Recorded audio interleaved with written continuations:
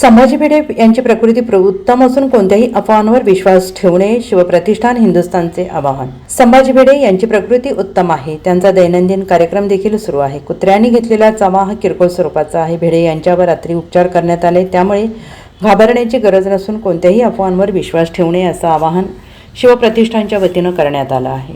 श्री शिवप्रतिष्ठान हिंदुस्थानचं मी एक धारकरी आहे।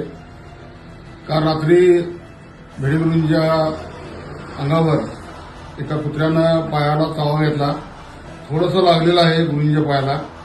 लगेच प्राथमिक उपचार घेऊन त्यांना घरी डिस्चार्ज मिळालेला आहे आणि आज वेगवेगळ्या मीडियावर वेगवेगळ्या विषय गाजत आहे, त्यांच्यावर हल्ला झाला, अमुक झाला, तमुक झाला, असं कोणत्याही प्रकारे घटना घडलेली नाही आहे।